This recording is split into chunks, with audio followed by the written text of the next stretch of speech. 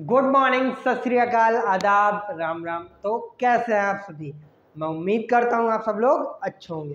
तो चलिए शुरू करते हैं आज के एक और धमाकेदार सेशन की। जैसा कि मैंने आपको बताया था कि आज हम लोग बौद्ध धर्म के बारे में पढ़ेंगे। इसके पहले हमने जैन धर्म पढ़ा था कि उसके संस्थापक महावीर स्वामी, 24 तीर्थंकर, वास्तविक संस्थापक महावीर स्वामी, संस्थापक ऋषभदेव, ढेर सारी चीजें हमने उनकी देखी थी, उनके प्रतीक चिन्ह वगैरह। तो आज हम लोग आज ही क्लास में जो डिस्कस करने वाले हैं, आज हम लोग डिस्कस करेंगे बौद्ध धर्म के बारे में। किसके बारे में हम लोग डिस्कस करने वाले हैं? बौद्ध धर्म। यानी कि बौद्ध धर्म का मतलब आप समझ ही गए होंगे। मैंने आपको पहले दिन 2 बुक बताई थी, जातक और आगम। उसमें मैंने बताया था कि जा का जोड़ा कभी नहीं होगा। यानी कि जो आगम थी वो जैन धर्म से संबंधित थी और जो जातक थी वो बौद्ध धर्म से संबंधित था। आपको शायद याद आ रहा हो कि मैंने आपको उस दिन ये चीज बताई थी। तो बौद्ध धर्म की स्थापना महात्मा बुद्ध जी ने की थी। यानी कि जो इसके संस्थापक माने जाते हैं वो महात्मा बुद्ध जी माने जाते हैं। महात्मा बुद्ध का जन्म 563 ईसा में हुआ था और मृत्यु 483 ईस्वी ईसा पूर्व में हो गई। ईसा पूर्व मतलब BC, before Christ, Isa Masih के जन्म के पहले। अगर इसी बात करें तो महात्मा बुद्ध को लाइट ऑफ एशिया भी कहा जाता है। यानी कि एशिया का प्रकाश पुंज भी महात्मा बुद्ध को कहा जाता है। इनका जो जन्म हुआ वो लुम्बिनी में हुआ, जो कि अभी नेपाल में है, और मृत्यु कुशीनगर, मल्लों की। अगर आपने मैंने जब महाजनपद पढ़ाए थे तो मल्लों की राजधानी क्या थी? मल्ल की कुशीनगर। कुशीनगर कुशीनारा भी कई जगह कहते हैं। तो आइए हम लोग बौद्ध धर्म आज डिटेल में पढ़ेंगे। और मैं गारंटी रहता हूँ कि अगर आपने ये मेरी पूरी क्लास ले ली तो आज ये बौद्ध धर्म से रिलेटेड जितने भी डाउट होंगे ना, पूरे एक क्लास में खत्म। तो आइए शुरू करते हैं। अगर इसमें मैं बात करूँ सबसे पहले बौद्ध धर्म की, तो जो इसके संस्थापक हो जाएंगे, कौन हो जाएंगे? इसके संस्थापक। संस्थापक यानी जिन्होंने इसकी स्थापना की, तो वो आपके हो जाएंगे महात्मा बुद्ध जी। अब हम लोगों को जो इसमें मेन चीज पढ़ना है बौद्ध धर्म में, वो महात्मा बुद्ध से रिलेटेड चीजें ही हमें पढ़नी है। अब जैसे इसमें बात की जाए महात्मा बुद्ध का जन्म कब हुआ था, माता पिता का नाम, तो ढेर सारी चीजें जो भी है सब महात्मा बुद्ध से रिलेटेड है। अगर इसमें मैं इनके जन्म की बात करूं तो वो 563 ईसा पूर्व में, कब? 563 ईसा पूर्व में कुशीनगर, नहीं, लुम्बिनी, नेपाल में। बहुत बढ़िया। कहाँ हुआ था इनका जन्म? लुम्बिनी, नेपाल में। और अगर इनकी मृत्यु की बात की जाए, एक मंदिर और पड़ता है पशुपतिनाथ जी का, जो कि वो भी नेपाल में पड़ता है। और अगर इनकी मृत्यु की बात करें कि इनकी मृत्यु कब हो गई गौतम बुद्ध जी की, तो वो हो गई 483 ईसा पूर्व में। ये मैंने आपको पहले दिन भी ये बातें बताई थी जब मैंने आपको ईस्वी और बीसी एडी बताया था तब। और मृत्यु इनकी कहाँ हुई? कुशीनगर। कुशीनगर इस समय कहाँ पड़ता है? यूपी में। और जो कुशीनगर है ये मल्ल की राजधानी थी, जो मल्ल महाजनपद था। अगर इनके बचपन की नाम की बात की जाए तो इनका बचपन का नाम था सिद्धार्थ। क्या नाम था इनके बचपन का? सिद्धार्थ। इनका विवाह 16 वर्ष की अवस्था में ही हो गया था। यानी कि महात्मा बुद्ध जी का विवाह। अगर इसमें बात करूं इनके माता पिता की, तो जन्म के इनके 7वें दिन ही इनकी माता यानी कि माया देवी का निधन हो गया था। यानी कि जन्म के 7वें दिन ही। तो जो इनका पालन पोषण था, तो जो माया देवी जी की बहन थी, कौन थी? इनकी बहन। क्या नाम था उनका? गौतमी। क्या नाम था उनका? गौतमी। यानी कि इनकी हुई मौसी। मौसी का अर्थ होता है मासी, यानी कि माँ के समान ही। तो जो इनके माँ की समान इनकी मौसी थी, जो गौतमी जिनका नाम था, उन्होंने इनका लालन पोषण किया। अगर आप याद रखें तो गौतम बुद्ध, गौतम गौतमी, गौतमी से गौतम, इस तरह आप कोरिलेट चीजों को कर सकते हैं। तो इनका पालन पोषण किसने किया? इनकी मौसी। मौसी कौन थी इनकी? गौतमी। क्योंकि 7वें दिन ही मृत्यु हो गई तो 7 दिन के बच्चे का जीना बड़ा मुश्किल हो जाता है माँ के बिना। तो इनकी मौसी ने बड़ी कठिनाइयों से इनका लालन पोषण किया, क्योंकि इनकी माँ की जो माया देवी थी उनकी मृत्यु हो गई थी। अगर मैं इनके पिता की बात करूं तो जो पिता थे उनका नाम था शुद्धोधन। शुद्धोधन। और ये जो थे ये शाक्यगण के मुखिया थे। कहाँ के मुखिया थे? शाक्यगण। कई बार एग्जाम में पूछा भी गया है कि इनके जो पिता का नाम क्या है, तो पिता का नाम क्या है? शुद्धोधन, जो कि शाक्यगण के मुखिया थे। यानी कि ये सारी चीजें आपको, ढेर सारी चीजें कंफर्म हो गई होंगी। आप जो चीजें अगर पढ़ लेना, ऐसे पढ़िए कि मैं लास्ट बार पढ़ रहा हूँ, जीवन में मुझे दोबारा पढ़ने की जरूरत ही ना कभी पड़े। अगर मैंने कोई चीज आज पढ़ ली तो मैं ऐसे पढ़ूं उसे कि मुझे फिर दोबारा जीवन में कभी देखना ही ना पड़े। क्योंकि जब हम चीजें इस हिसाब से पढ़ते हैं कि हाँ हमने आज पढ़ ली, अब हम दोबारा एक बार रिवीजन कर लेंगे, तो मन से नहीं पढ़ते। चीजों को अपने अंदर एक समाहित करिए। एक बार ऐसे पढ़िए कि जैसे लास्ट बार पढ़ रहा हूँ, आज ऐसे जियो जैसे अंतिम दिन, वैसी तरह पढ़िए। अगर इसमें बात करें तो उसमें जैसे प्रतीक चिन्ह थे जैन धर्म में, तो इसी तरह इसमें भी प्रतीक चिन्ह थे। अगर मैं यहाँ पर बात करूँ तो इनके जन्म से रिलेटेड प्रतीक चिन्ह क्या हो जाएगा? तो कमल एवं सांड, ये जो दो प्रतीक चिन्ह है ये इनके जन्म से है। अगर जन्म से है तो मृत्यु से भी कुछ ना कुछ होगा। तो स्तूप, आपने एक फेमस स्तूप देखा होगा, सांची का स्तूप, वही वाले स्तूप इनके मृत्यु के, क्योंकि माना जाता है कि इनकी मृत्यु के बाद, इनकी मृत्यु कुशीनगर में हुई थी, तो मल्लों ने ही बड़े आदर सम्मान के साथ इनका अंतिम संस्कार किया था। तो माना जाता है कि इनके 8 भाग करके इनके पार्थिव शरीर के 8 स्तूप बनाए गए थे। तो इसलिए इनके जो मृत्यु से संबंधित जो प्रतीक चिन्ह हो जाता है वो आपका स्तूप हो जाता है। अगर बात करें तो 16 वर्ष की उम्र में इनका विवाह हुआ। कितने वर्ष की उम्र में? 16 वर्ष की। पत्नी का नाम यशोधरा। यशोधरा कौन थी? इनकी पत्नी, यानी कि धर्म पत्नी, अर्धांगिनी। अर्धांगिनी का मतलब जिसका आधांग, मैंने आपको बताया भी था कि किस ब्राह्मण में अर्धांगिनी, पत्नी को अर्धांगिनी कहा गया है। कमेंट बॉक्स में आप आंसर करके जरूर बताइएगा। जब मैंने आपको पहली क्लास दी थी तो मैंने वहां पर आपको बताया था कि किस ब्राह्मण में पत्नी को अर्धांगिनी कहा गया है, इस चीज को आप बताइएगा। और इनका एक पुत्र भी हुआ। जब विवाह होगा, गृहस्थ जीवन में इन्हें प्रवेश किया, तो एक इनका पुत्र हुआ राहुल। शाहरुख खान वाला जो है हाथ खोल देता ना, वही वाला राहुल। मैक्सिमम मूवी में आप देखे होंगे तो उसका क्या नाम रहता है शाहरुख खान का? राहुल। तो इनके पुत्र का जो नाम हुआ वो हुआ राहुल। यानी कि ये जो ढेर सारी चीजें आपको कंफर्म हो गई। इसी के बाद काफी टाइम बीतता रहा, तो जब इनकी उम्र थी 29 वर्ष की अवस्था में इन्हें गृह त्याग कर दिया गया। गृह त्याग की घटना को महाभिनिष्क्रमण कहा जाता है बौद्ध धर्म के अनुसार। क्योंकि एग्जाम में कई बार पूछा गया कि महाभिनिष्क्रमण क्या है, तो बौद्ध धर्म में महात्मा बुद्ध के गृह त्याग की, जब उन्होंने गृह त्यागा तो उस घटना को महाभिनिष्क्रमण के नाम से जाना जाता है। तो जब ये एक बार भ्रमण में निकले अपने सारथी के साथ रथ में, तो रास्ते में इन्हें एक बूढ़ा व्यक्ति दिखा पहले, फिर एक बीमार व्यक्ति दिखा, फिर एक सौ दिखा और एक सन्यासी दिखा। तो जब इन्हें सबसे पहले बूढ़ा व्यक्ति दिखा तो उन्होंने अपने सारथी से पूछा कि सारथी ये बूढ़ा व्यक्ति क्या है? तो उसने कहा कि ये एक अवस्था है, हर इंसान को इस अवस्था से गुजरना पड़ता है। जिसे देख के इनका मन बड़ा व्यथित हुआ और बड़ा दुखी। इसके बाद जब ये कुछ दूर गए तो इन्हें एक बीमार व्यक्ति दिखा। तो इन्होंने फिर सारथी से पूछा कि ये क्या है? तो उन्होंने कहा ये बीमार हो गया है किसी परिस्थिति की वजह से, और हर इंसान जीवन में कभी न कभी बीमारियों का सामना करता ही। तो जिससे इन्हें लगा कि सांसारिक जो मोह माया इसमें सिर्फ कष्ट ही, बंधन में। और इसके बाद जब थोड़ी दूर और गए तो वहां एक सौ मिला, लोग बिलख रहे थे उसके परिवार जने, जिससे इनका मन बड़ा द्रवित हुआ कि संसार में कितना दुख है, कष्ट है। और जब कुछ दूर और गए तो एक सन्यासी मस्त मगन अपना एकदम प्रसन्नचित, क्योंकि सन्यासी है क्या? जो जिसे कोई बंधन में न, जो किसी बंधन में न हो, वही तो सन्यासी है। तो सन्यासी को जब देखा तो उन्होंने कहा ये क्या? तो उन्होंने कहा ये प्रभु सन्यासी है जिसे संसार की मोह माया से कोई लेना देना नहीं, मतलब नहीं है। तो जिससे उन्हें इस चीज का आभास हुआ कि इस संसार में सिर्फ दुख ही दुख है और मैं इस गृह को त्याग दूं। तो 29 वर्ष की अवस्था में, कितने वर्ष की अवस्था में? 29 वर्ष की अवस्था में इन्हें गृह त्याग किया। और इस घटना को बौद्ध धर्म में महाभिनिष्क्रमण के नाम से जाना जाता है। किस नाम से? तो आज के बाद कभी भी यह क्वेश्चन गलत नहीं होना चाहिए कि महाभिनिष्क्रमण क्या है। तो महात्मा बुद्ध के गृह त्याग की घटना क्या कहलाती है? आपके महाभिनिष्क्रमण कहलाती है।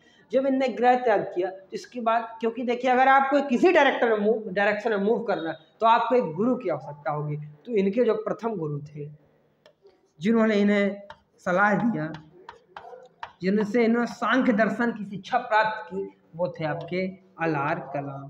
कौन थे? अलार कलाम। तो कई बार पूछा भी गया है कि महात्मा बुद्ध के प्रथम गुरु कौन कहलाए? तो अलार कलाम जी थे। इसके बाद इन्होंने तपस्या की तो मात्र 6 वर्ष की कठिन तपस्या के बाद जब इन्हें खाना पानी जल त्याग कर दिया तो 6 वर्ष की कठिन तपस्या के बाद इन्हें ज्ञान की प्राप्ति हुई।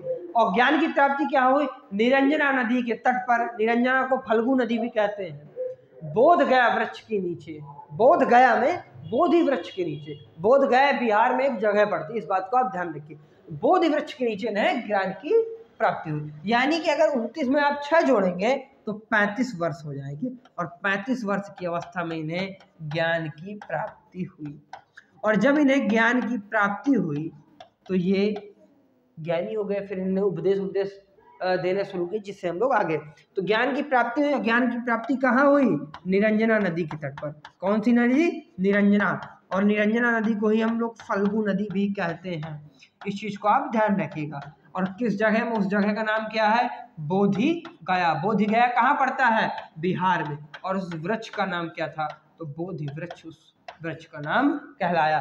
जो ढेर सारी चीजें आपको कंफर्म हो गई होंगी। प्रथम गुरु अलारकराम 35 वर्ष की अवस्था में निरंजना फल्गु नदी के किनारे बोधि वृक्ष के नीचे बोध गया में इन्हें ज्ञान की प्राप्ति हुई।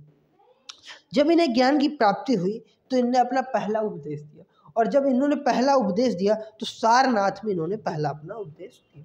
कहाँ इन्होंने पहला उपदेश दिया? तो सारनाथ में। और सारनाथ में जब उपदेश दिया तो इस घटना को हम लोग बौद्ध धर्म के अनुसार धर्म चक्र प्रवर्तन के नाम से जानते हैं। तो प्रथम उपदेश इन्होंने कहाँ दिया? सारनाथ में। सारनाथ आपका कहाँ पड़ता है? ये पड़ता है हम सबके प्रिय प्रदेश उत्तर प्रदेश में। कहाँ पर? उत्तर प्रदेश में। प्रथम उपदेश इन्होंने सारनाथ में दिए। और इस घटना को क्या कहा गया? इस घटना को आपको कहा गया धर्म चक्र प्रवर्तन। क्या क्या कहा गया? धर्म चक्र प्रवर्तन। और मैंने आपको महाभिनिष्क्रमण जब ग्रह त्याग किया और जब इन्होंने पहला उपदेश दिया तो उसे कहा गया बौद्ध धर्म में धर्म चक्र प्रवर्तन। इस चीज को आप ध्यान रखिए। इसके बाद अगर बात की जाए तो सबसे ज्यादा उपदेश उन्होंने कहा और इनके उपदेश देने की भाषा क्या थी? जैसे कि जैन धर्म में जो भाषा थी वो थी अर्धमगधी, लेकिन जबकि इसमें थी तो इसमें इन्होंने प्राकृत भाषा यानी कि जो वहाँ की लोकल लैंग्वेज थी पाली भाषा, तो भाषा क्या हो जाएगी? पाली। इन्होंने पाली भाषा में अपने सारे उपदेश मैक्सिमम दिए। और सबसे ज्यादा उपदेश इन्होंने श्रावस्ती में दिए, सबसे ज्यादा उपदेश।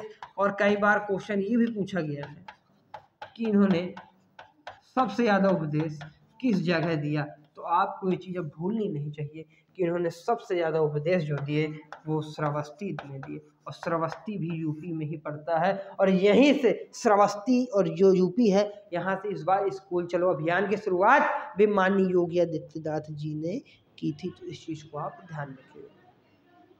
इन सब चीज़ों के बाद महात्मा बुद्ध की जब मृत्यु हुई, मैंने आपको बताया था 483 ईसा पूर्व में, तो वो मैंने आपको बताया था कुशीनगर या फिर कुशीनारा। और ये मल्ल महाजनपद की राजधानी थी। तो कुशीनगर किस महाजनपद की राजधानी थी? मल्ल। तो जब कुशीनारा भी कई जगह लिखने मिलेगा आपको या फिर कुशीनगर, दोनों एक ही चीज है और ये यूपी में पड़ती है। और ये मल्ल की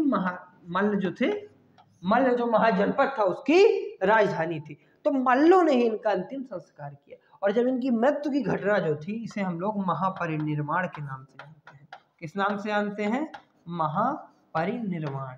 तो आप इस चीज को, निर्वाण का अर्थ क्या होता है? यानी कि जन्म और मृत्यु के बंधन से छुटकारा, इन सब चीजों से सांसारिक मोह माया से छुटकारा ही क्या कहलाता है? आपका निर्वाण कहलाता है। इस चीज को आप ध्यान रखिएगा। अब महात्मा बुद्ध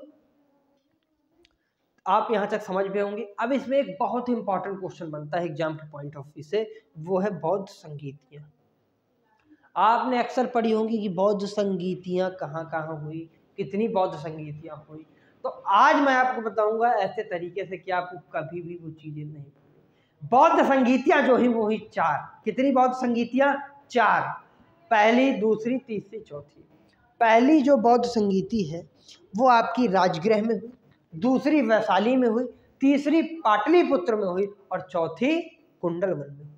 कुंडल वन में जिस समय चौथी बौद्ध संगीति हुई, इसी समय इस धर्म का विभाजन 2 भागों में हो गया, हीनयान और महायान। उसमें जो अध्यक्ष थे वो वसुमित्र थे और उपाध्यक्ष अश्वघोष थे। ये कनिष्क के शासन के समय में चौथी बौद्ध संगीति हुई। अब कनिष्क कौन है? मैंने आपको जब बताया होगा, तो जब मैंने आपको बता रहा था संवत, तो कुषाण वंश का जो सबसे शक्तिशाली राजा माना जाता है वो माना जाता है आपका कौन? कनिष्क। और कनिष्क का जब राज्यारोहण हुआ था तब शक सम्यक की शुरुआत हुई थी 78 ईस्वी। इस बात को आप ध्यान रखिए, मैंने आपको कई बार ये चीजें बताई हुई है। अगर मैं बात करूं तो सबसे पहले जो हुई, पहली कालाशोक अजातशत्रु के समय, दूसरी कालाशोक के समय, तीसरी अशोक के समय और चौथी आपकी जो मैंने अभी बताया कनिष्क के शासन के समय ये चीजें हुई। तो आइए हम लोग बौद्ध संगीतियों के बारे में देखते हैं, क्योंकि ये जो एग्जाम के पॉइंट ऑफ व्यू से बौद्ध संगीतियां हैं ये मोस्ट इम्पॉर्टेंट क्वेश्चन है।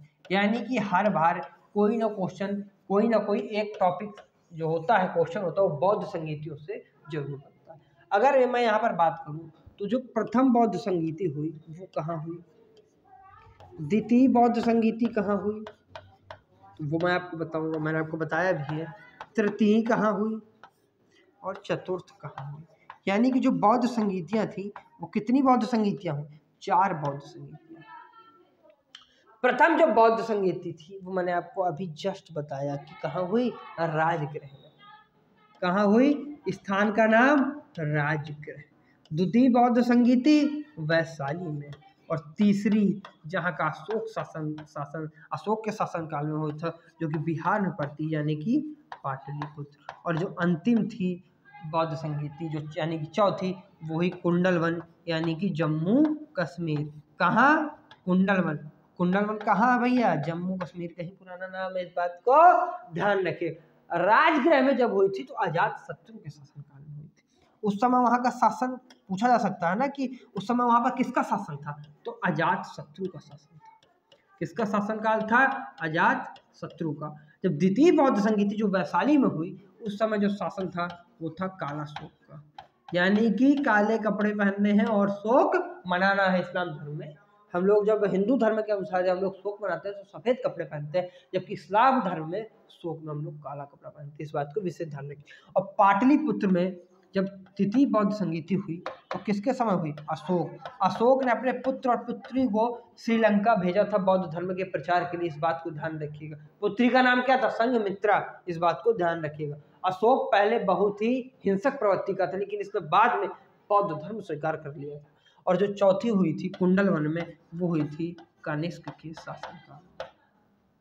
अब अगर इनमें कई बार पूछा गया है किस सन में हुई थी, पूछा जा सकता है ना कि भैया किस सन में कौन सी बौद्ध संगीति हुई थी। तो पहली हुई 483 ईसा पूर्व में, दूसरी हुई 383 ईसा पूर्व में, तीसरी हुई 250 ईसा पूर्व में, और जो चौथी हुई वही 98 ईसा पूर्व में। ये चीज़ आपको हर हाल में कंफर्म हो गई होगी। यानी कि 4 बौद्ध संगीतियाँ हुई, पहली 483, दूसरी 383, तीसरी 250 और लास्ट वाली जो होगी वो होगी 98 ईस्वी। अगर इनमें आप देखेंगे तो जो इसके पहले की 3 थी वो ईसा पूर्व में थी, लेकिन जो लास्ट वाली थी वो ईस्वी में थी। तो यानी जो चतुर्थ बौद्ध संगीति, कई बार आ गया कि इनमें भिन्न कौन है, तो चतुर्थ बौद्ध संगीति इनमें से पहली वाली किस सन में? 483 ईसा पूर्व। ईसा पूर्व मतलब BC, ध्यान। दूसरी वाली 383। तो पहली और दूसरी तो आसान हो गई, 383 और 483। तीसरी वाली में भी कुछ नहीं है, 250 ईसा पूर्व। यानी कि 3 एक जैसी हैं जब कभी सन दे दिया जाए। और इनमें भिन्न पूछा जाए तो चौथी वाली यानी कि जो 98 ईस्वी में हुई थी, यानी कि जीसस क्रिस्ट के जन्म के बाद, वो इनमें भिन्न होती है। तो कई बार एग्जाम में पूछ लिया जाता है कि इनमें कौन सी बौद्ध संगीति भिन्न है। तो इस चीज को आप ध्यान रखिएगा कि जो चौथी बौद्ध संगीति है वो इनमें से भिन्न है। अगर इनमें बात की जाए तो इनके अध्यक्ष भी रहे होंगे, मतलब जब हुआ तो कोई ना कोई अध्यक्ष था। तो अगर पहली बौद्ध संगीति की बात की जाए तो जो महाकश्यप था, कौन था? महाकश्यप। महाकश्यप जो इसके अध्यक्ष थे। किसके अध्यक्ष थे? चतुर्थ पहली बौद्ध संगीति की। दूसरी की अगर बात की जाए तो सबाकामी जो थे, कौन से? सबाकामी आपके दूसरी बौद्ध संगीति के अध्यक्ष थे। और तीसरी बौद्ध संगीति के अध्यक्ष मोगली पुत्र तिष्ठते। कई बार पुत्र भी लिखा रहता है, कहीं कहीं पुत्र भी लिखा रहता है। इस चीज को आप ध्यान रखिएगा कि आप भ्रमित नहीं होना। तो मोगली पुत्र तिष्ठ, यहाँ पे आदर्शा है, इस बात को आप ध्यान रखें। मोगली पुत्र तिष्ठ तीसरी बौद्ध संगीति, और अश्वघेष और वसुमित्र जो चौथी के थे, मैंने आपको बताया था कि वसुमित्र जो थे ये चतुर्थ बौद्ध संगीति के थे, और इसी में एक और अश्वघोष उपाध्यक्ष थे। और इसी में बौद्ध संगीति में बौद्ध धर्म का विभाजन जो था वो कितने भागों में हो गया। आप स्क्रीनशॉट चाहें तो ले सकते हैं, इसका कोई प्रॉब्लम नहीं है। अगर देखें चौथी जो बौद्ध संगीति थी, इसी में बौद्ध धर्म का विभाजन जो था वो कितने भागों में हो गया, 2 संप्रदायों। क्योंकि आपने देखा होगा जैन धर्म भी 2 भागों में, श्वेतांबर और दिगंबर में। श्वेतांबर कौन, जो श्वेत वस्त्र धारण करते थे, दिगंबर कौन, जो निर्वस्त्र रहते थे। अब 2 संप्रदाय कौन कौन हुए, एक हुआ आपका हीनयान और एक हुआ आपका महायान। इस चीज को ध्यान रखिएगा कि बौद्ध धर्म चतुर्थ बौद्ध संगीति में 2 भागों में डिवाइड हो गया। एक तो आपको होगा हीनयान और दूसरा हो गया आपका महायान। इसमें भी त्रिरत्न थे, सम्यक ज्ञान, सम्यक दर्शन, सम्यक दृष्टि। किसके, त्रिरत्न की अगर बात की जाए तो इसमें त्रिरत्न क्या थे, सम्यक ज्ञान, सम्यक दृष्टि और सम्यक विचार। मैंने आपको 3 इसमें सम्यक ज्ञान, दर्शन और आचरण मैंने आपको बताया। सम्यक ज्ञान, सम्यक दर्शन और सम्यक आचरण, यानी कि चीजें आपको त्रिरत्न वाली कंप्लीट हो गई होंगी। मैं लिखे दे रहा हूँ आपकी, ताकि आपको कोई प्रॉब्लम ना हो। अगर मैं इसकी बात करूं तो इसमें 3 ग्रंथ थे, विनय पिटक और सुत्त पिटक, और जो तीसरा आपका था वो था अभिधम्म पिटक। विनय पिटक, सुत्त पिटक और अभिधम्म पिटक। इसमें त्रिपिटक कौन कौन से हैं, बौद्ध धर्म में 3 ग्रंथ जो थे उन्हें हम त्रिपिटक के नाम से जानते हैं। किस नाम से जानते हैं, त्रिपिटक। और विनय पिटक, सुत्त पिटक और अभिधम्म पिटक। कौन कौन से पिटक थे, सुत्त पिटक, विनय पिटक और अभिधम्म पिटक। कौन से, अभिधम्म पिटक। इस चीज को आप ध्यान रखिएगा, विनय पिटक, सुत्त पिटक और अभिधम्म पिटक। अगर बात की जाए तो उस समय प्रथम जो मूर्ति पूजन थी वो शायद कहा जाता है महात्मा बुद्ध की मूर्ति पूजन का ही विचार सबसे पहले आया था। अगर जो प्रथम बौद्ध मूर्ति बनी थी वो बनी थी मथुरा शैली में। मथुरा शैली किससे संबंधित है, जैन धर्म से। मैंने आपको कल की क्लास में जैन धर्म वाली में बताया भी था।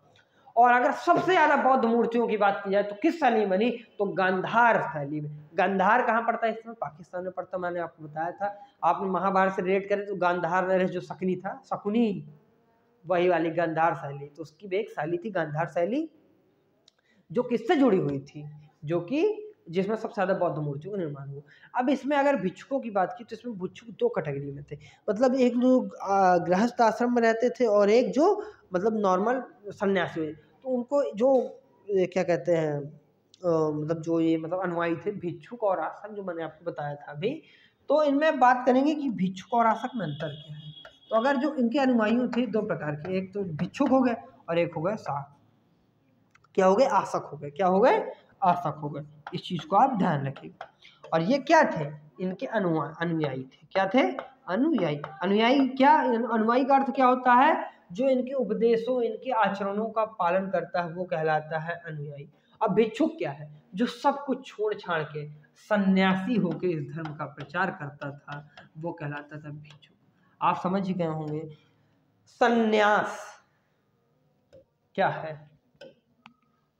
सब कुछ बंधन से मुक्त होके सिर्फ ईश्वर की भक्ति करना, यानी कि सब कुछ त्याग कर बौद्ध धर्म की जो क्या करते, प्रचार करते थे, वो भिक्षुक कहलाते हैं, जो सन्यास ग्रहण करके। और जो गृहस्थ आश्रम में रहकर, यानी कि जो घर में रहकर जिनका विवाह हो गया, जैसे कि अशोक था आपका, ऐसे लोग जो प्रचार करते थे वो आसक कहलाते थे। तो ये चीज आपको कंफर्म हो गई। अब इसमें कुछ मार्गों के बारे में भी महात्मा बुद्ध ने बनाया, जिसे हम लोग अष्टांगिक मार्ग कहते हैं।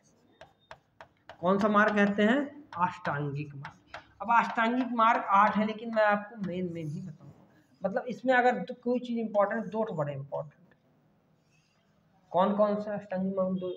एक तो है अस्ते, यानी कि चोरी न करना, और दूसरा है अपरिग्रह, यानी कि किसी और की संपत्ति न रखना या फिर आवश्यकता से अधिक धन संचय ना करना। यानी कि अगर बौद्ध धर्म में अपने हिसाब से बताऊं तो आपको सारी चीजें कंफर्म हो गई होंगी कि मैं आपको चलिए एक बार रिवीजन करवा देता हूं पूरा बौद्ध संगीतियां, क्योंकि मोस्ट इंपॉर्टेंट क्वेश्चन बनता है और बार बार क्वेश्चन।